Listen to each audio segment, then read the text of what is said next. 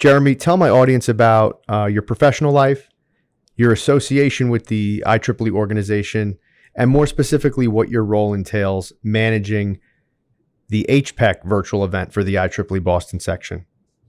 Well, David, it's a tremendous pleasure to be here, and I'm really grateful for this opportunity to share some of the great stuff that's going on in the section. I'm also really grateful to the section. I mean, the IEEE Boston section is great, and Bob and Karen and all the folks who work there have just been a tremendous resource in helping us, do the great things that we are with them. I have been a very long-term member of IEEE for quite a while.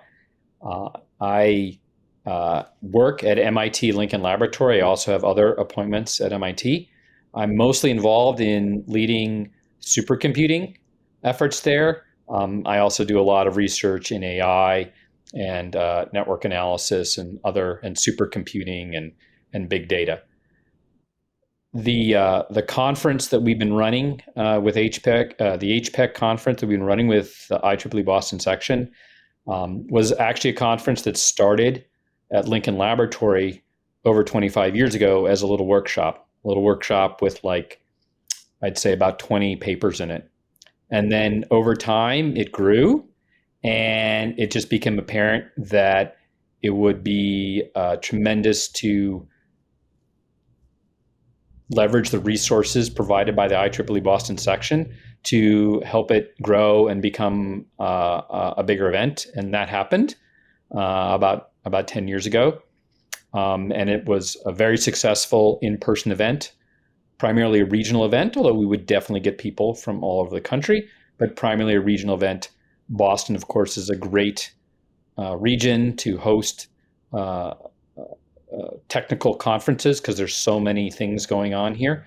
HPEC, which stands for the High Performance Extreme Computing Conference, really focuses on advanced computing and how people do great things with computers. How do they get maximum performance out of computers to enable everything you could imagine doing in science and engineering with computers. And so I have been involved in many capacities with HPEC. I started out as the technical chair. I then became kind of the general chair. And now just recently I've sort of am the co-chair now with Dr. Albert Reuther, who has been a critical person throughout this entire process. And so that's just a little bit about my background, David. And so again, just really thankful to have this opportunity to speak with you and talk about the great things we're doing here with IEEE Boston. Excellent. Thank you, Jeremy. And yes, I'm going to give a big shout out while I have the opportunity here to Bob and Karen and Albert, who we know very well here within IEEE MC. We've been working with them, I think basically at the start of the pandemic, and that's where I want to start with you.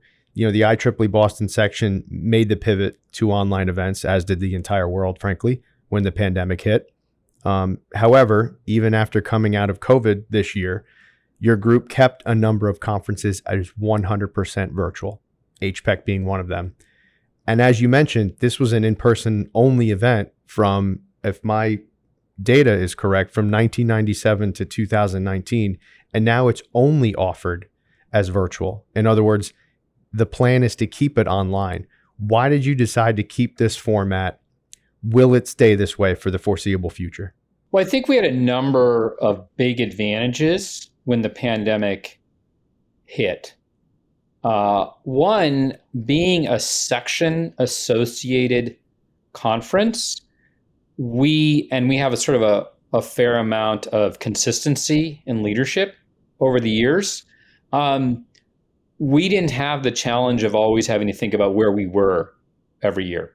That was pretty simple for us. We're a Boston-oriented event, and so that always made it very simple. So we had excellent communication amongst leadership, so we could have strategic discussions. We'd also recognized that the field of high-performance extreme computing was growing, and we're here to grow the field. We want the field to grow, and there's a lot of people who can't make it to Boston, for a wide variety of really good reasons, whether it be family obligations or physical limitations or financial limitations. And so we'd always wanted to figure out how to broaden that.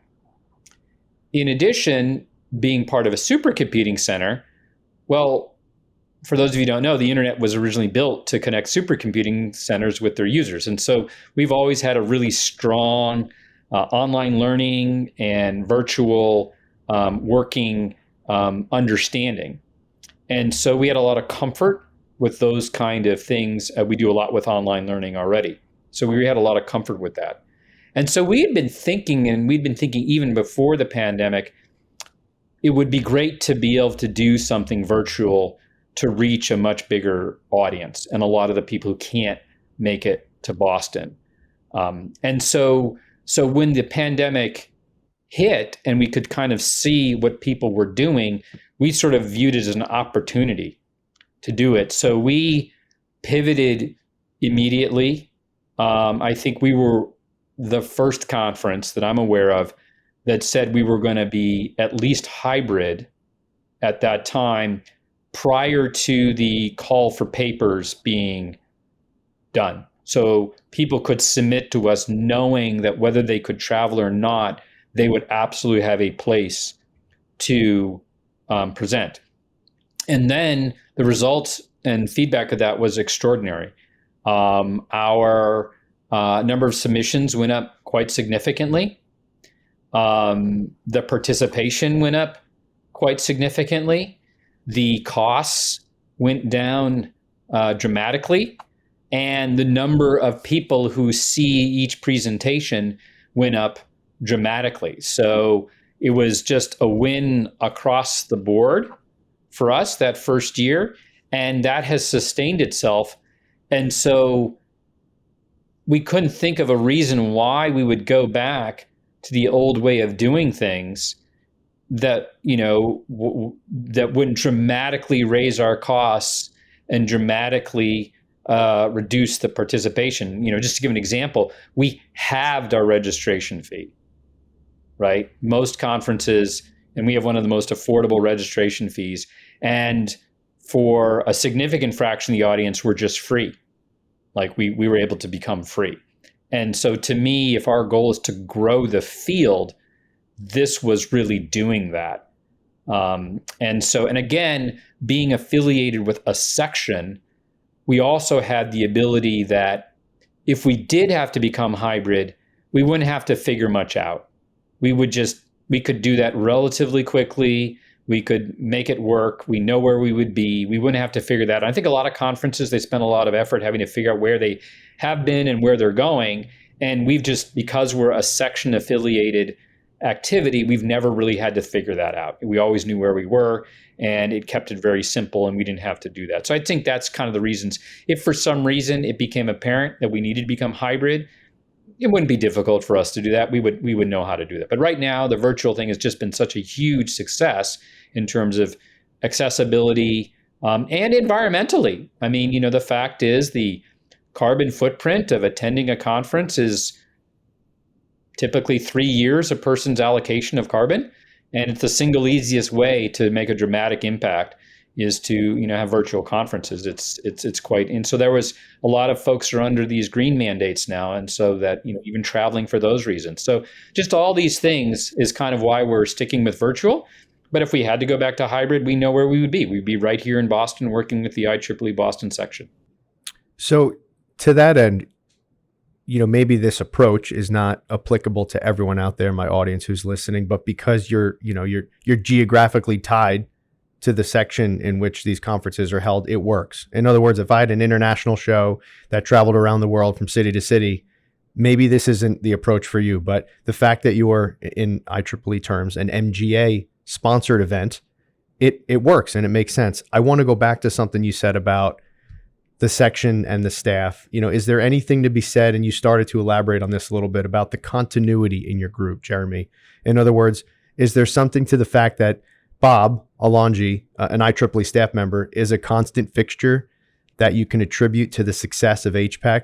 Does the lack of turnover, if you will, in your organizing committee have anything to do with the virtual only conference performance or success of HPEC. Can you elaborate on that a little bit more? 100%. Without that, it would have been extremely challenging, right? Because you're making a major strategic decision in a very short period of time to do things completely differently. And even though we had the technical expertise and Albert Reuter was just critical, I mean, he sort of did a whole bunch of DevOps stuff to bring all this together. And we have really one of the best run virtual experiences, and IEEE offers some tremendous platforms to help us.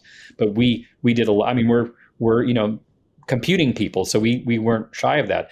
But the continuity was incredible, and the trust that Bob and I had built up over the years, each understanding that we both have the best interest of the event and the same goals, we could talk through all these issues, right? There were a lot of issues that had to be discussed, and we could get them relatively quickly, and to make this pivot, and make it smooth. And also recognizing that we were going to make this pivot and there was a significant probability, and this might be the new future for us. It was going to be more towards, we were much more willing to invest in having Albert and others make a good infrastructure, because we were assuming we were going to be reusing it over and over again, not just trying to get through one event. And this was kind of our opportunity to pivot into the virtual world and see how that went. And if it went well, we would want to be able to, build on that success, which is the way it turned out. Very good. We had a pre-meeting, Jeremy, a couple of weeks ago, right? We prepped for this. We talked about it. We ran through some questions. You're obviously a huge proponent of virtual, which we love. I work on the digital events team within IEEE. So if you ever need another gig, or you want to moonlight as a, we'd be happy to have you. No, for real, that you're a huge proponent of virtual, and I've heard from you a couple of times now why this makes sense to keep this event HPEC online, why you see it as beneficial, why the section views it as the way to go. What are your attendees saying? Can you tell me a little bit about what they liked or disliked? Because I'm sure they didn't like everything about it from this type of offering, from this type of online only meeting. And specifically, if it's possible, maybe someone that came to the event over years in person that made the switch to online and kept coming back to the virtual event. Is there something about what they said that made this work from their perspective? Well, I think it's all one word: accessibility. It's just all about accessibility. And if our goal is to broaden the field, accessibility is everything to us. And, the fact is, one of the wonderful things is, like, each day is its own event. Like, each session is its own thing, right? And so people just go to we typically have about 25 sessions, and people just go to the 3 or 4 that they want to do, right? But the attendance is higher for each one of them, right? We have been typically getting, 70 to 150 attendees for each session. Well, I can tell you, back in the day, if you had in one of our conference rooms, if you had 25 people attending your talk, it felt packed, right? So the audience, the speakers love it because a lot more people are seeing their work. One of the interesting things we did also, I think, was very clever on the speakers are obviously paying the registration fee, and that's essentially a page charge, because you're going to get into IEEE Explore, which is incredibly valuable, and no one's, and given that's your only cost, you don't have to do planes and other types of stuff. That's easy. And then we give the audience the opportunity they can pay the full registration fee, in which case they get the proceedings too, right? Which is valuable. But if they don't pay, if they want to do the complimentary registration, then we collect their information, and that information is then shared with the corporate sponsors. And so we've had a variety of corporate sponsors over the years that have continued to support us. And so we've got this really interesting model. So, there's a way to make it incredibly accessible. So I would just say accessibility has been the big thing.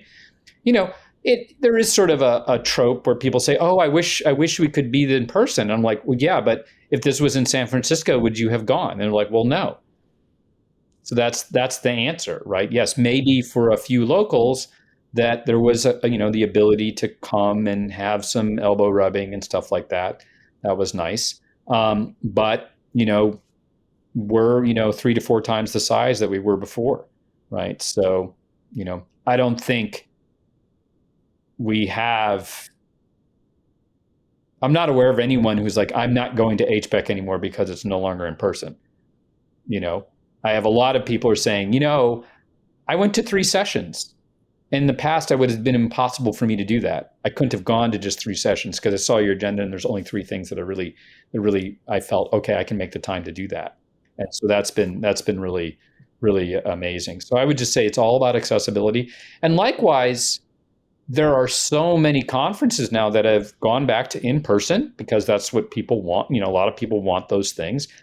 And I encourage, if people that want that, there's no shortage of wonderful venues for them to go to.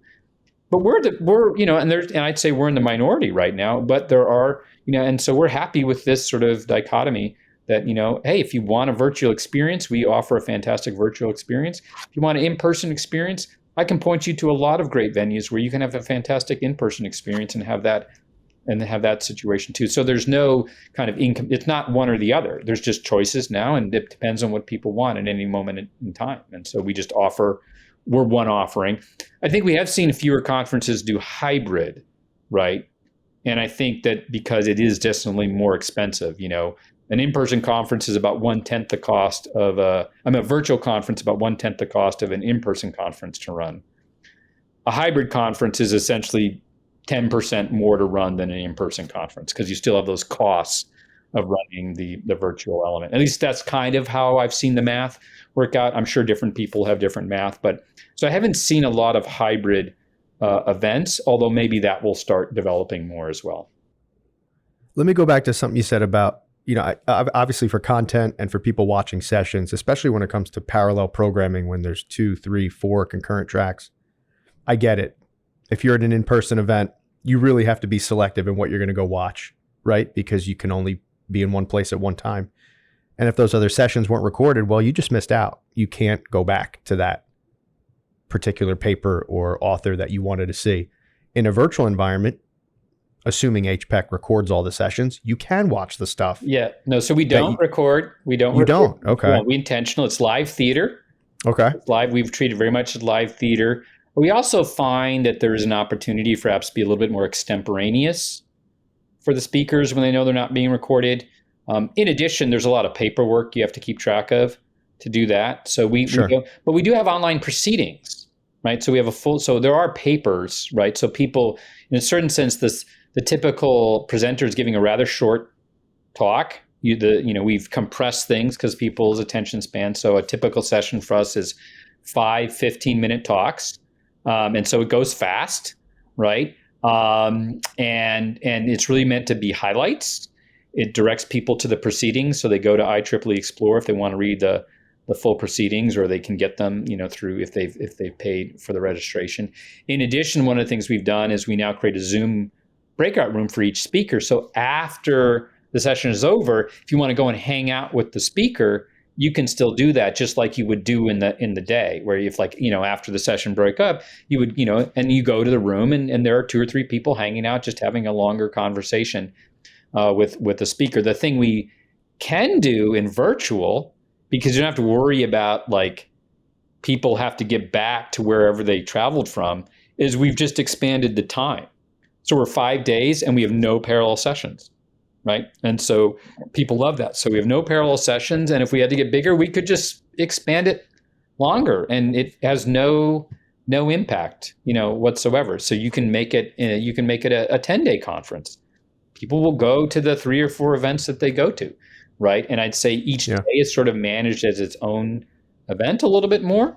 And then people will come in and do that. And so there is that. That's how we've handled that. Not have to deal with parallel sessions. And I think that's been a big reason why it's more popular, because we used to run a 6-way parallel session conference over essentially 2.5 days, right? And that those hard choices, people had to make them all the time. Yeah. And another thing you mentioned, I want to go back to.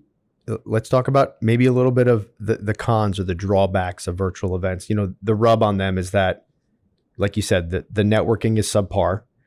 And I hear a lot, Jeremy, from exhibitors and sponsors that they just don't get that kind of ROI they would get from being on a trade show floor at a physical venue.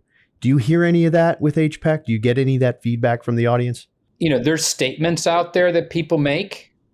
I think when you go and do the evidence and do the measurements, they don't support those statements.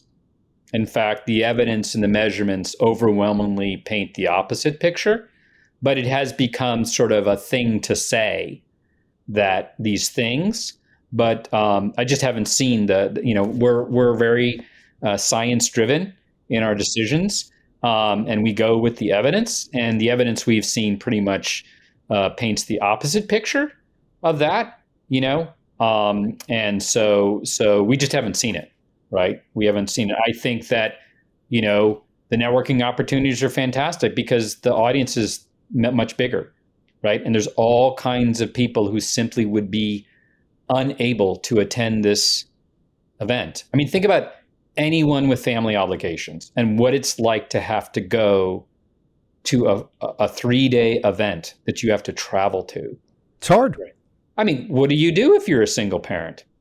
You're going to arrange childcare for 4 days? I mean, let's be realistic, right? It just sort of is very exclusive to that, folks. Or people who have physical limitations, health limitations. What do? They're just frozen out completely. So I think it gives you an opportunity to meet with those kind of folks. And with the breakout rooms and other things, we have definitely created, opportunities to network.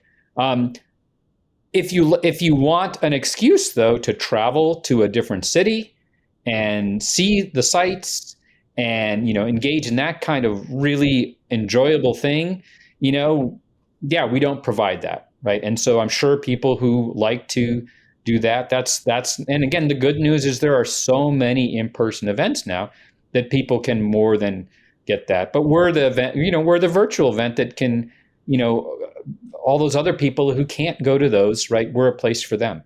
Very good. And a couple other challenges that you didn't mention, financial challenges, people, maybe on a tighter budget, travel restrictions. I mean, getting visas to get into some other countries throughout the world, there's huge wait times, and people sometimes just don't have the luxury to get to a Boston, Massachusetts. They just can't, so, it accommodates those folks as well. Jeremy, I always end my podcast, and this is my final question because it is called Forms of the Future. I want to look towards the future with you a little bit. Do you anticipate, so it's a two-parter, do you anticipate HPEC will continue to remain fully virtual for the foreseeable future? And since you've been now in these virtual environments and you've used this software a number of times for a number of years, what enhancements or changes either would you A, like to see, or B, do you hear about maybe coming down the pike to the virtual environment that would enhance the experience for the virtual conference goer as we move forward with this type of offering? So I know that was a lot to unpack there, but yeah, I hope you can tackle that. I think the short answer is, certainly the plan is to be virtual for the foreseeable future. I think in large part because so many conferences have gone back to in person, the need for a conference that is virtual to reach that audience is bigger now than ever, right? Because there aren't a lot of options anymore, and we fulfill that important need within our arena, the domain. We've seen continued improvements in the products that we've been using. I would say the things we tend to feel are more from the organizer perspective, and just trying to make more and more seamless registration and other types of handoffs, right? Which, we have to use, a few different packages for that, and then coordinating the Zoom sessions and stuff. And just, right now, we sort of have to kind of, there's a non-trivial amount of fat fingering to kind of glue all those pieces together. So, I think from the organizer perspective, that said, we've scripted a lot of it on our own end. So for us, it's pretty easy, because we made those investments. But, that is just a challenge, with any, you do absolutely have to have a package that brokers, between registration and the Zoom sessions. You have to have it. If you just try and set up a bunch of Zoom calls to do this, it's just not, you need that. And so the lobby and the thing, and I think the user base, though, find it pretty easy. I think for the attendees, it's been pretty easy. And so their experience is pretty good. We've been experimenting. We're always open, to new features that potentially do allow for more networking. And we've seen various platforms that have experimented with that. I don't think I've seen anything emerge yet, but we like to try new things. And so if there are ideas that experiment with networking in more ways to create networking opportunities on the platform, we'd love to see those. I can't say exactly what they would be, but people, platforms experiment, and we would be, of course, interested in being a part of those experiments. Yeah, and I found too, like, with the platforms and the software, when I'm a registered attendee and I take off my producer hat from producing a virtual event, sometimes less is more. I just want to click, get in, go to the session I want to go to. Like, I don't need all the bells and whistles and the avatars and the virtual lobby. I'm there for information. I mean, at its core, IEEE is about information sharing and spreading, technology with like-minded individuals. That's what I'm coming for. Just get me to that. That is, that I'll just echo that, one should assume that most people, when they approach the lobby or whatever the platform is, it's the first time they've ever seen it. Yeah. And it needs to be simple and it needs to be straightforward. And how do I just go? There's a big giant thing that says agenda. You click on it, you pick a day, you go to your session, you click on it, you're in.